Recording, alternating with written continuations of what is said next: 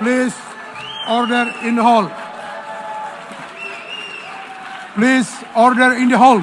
26 सितंबर 2025 को अक़वाम मुत्तहिदा की general assembly के सालाना इजलास में उस वक्त एक नुमाया सफारती वाक़या दुनिया ने देखा जब इसराइली वज़ीर आज़म बिन्यामिन नेतन्याहू के खिताब के दौरान दर्जनों ममालिक के नुमाइंदे एहतजाजन हाल से बाहर निकल गए। ना सिर्फ मुस्लिम ममालिक के नुमाइंदे सरबराहान मुमलकत और मंदूबीन शामिल थे, बल्कि गैर मुल्की और यूरोपीय ममालिक के कई मंदूबीन ने भी इस बाइकाट में मुस्लिम ममालिक का साथ दिया। बैनुल अक़वामी मीडिया रिपोर्ट्स के मुताबिक ये एक मुनज़्ज़म और अलामती वाकआउट था जिसमें अरब, अफ्रीकी, लातीनी अमरीकी और कुछ यूरोपीय ममालिक के मंदूबीन शामिल थे। उनका मौक़िफ़ था कि इसराइल की जानिब से गजा में जारी फौजी कार्रवाइयाँ बड़े पैमाने पर इंसानी हकूक़ की खिलाफ वर्जियों के मुतरादिफ हैं, जिनमें हज़ारों शहरी खास तौर पर ख़वातीन और बच्चे शहीद और ज़ख्मी हो चुके हैं। सिहोनी वज़ीर आज़म नेतन्याहू ने जनरल असम्बली से अपने खिताब में कहा कि इसराइल को अपना काम मुकम्मल करना होगा। उन्होंने अपने ग्रेटर इसराइल के मंसूबे की तरफ इशारा किया और उन ममालिक पर सख्त तनकीद की जिन्होंने हालिया महीनों में फ़लस्तीनी रियासत को तस्लीम किया। Half the Houthi leadership in Yemen, gone.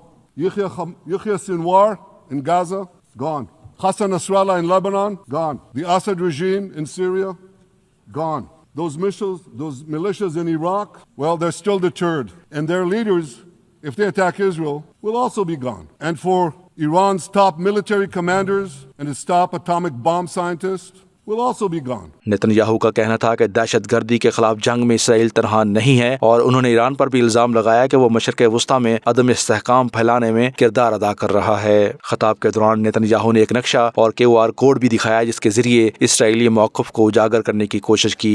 Walkout के दौरान हाल की मुतअद्दिद नशिस्तें खाली हो गईं और वीडियोज़ में देखा गया कि कई वफूद जैसे ही नेतन्याहू स्टेज पर आए उठकर बाहर चले गए। अमरीकी वफद समेत चंद मगरबी ममालिक के नुमाइंदे अपनी नशिस्तों पर मौजूद रहे, लेकिन मजमूई तौर पर माहौल कशीदा और तकसीम शुदा दिखाई दिया। बड़ी तादाद में मंदूबीन को हाल से बाहर जाता देखकर सिहोनी वजीर आजम हक्का बक्का रह गए। वीडियो में देखा जा सकता है कि लोगों को बाहर जाता देखकर नेतन्याहू के चेहरे का रंग बदल गया।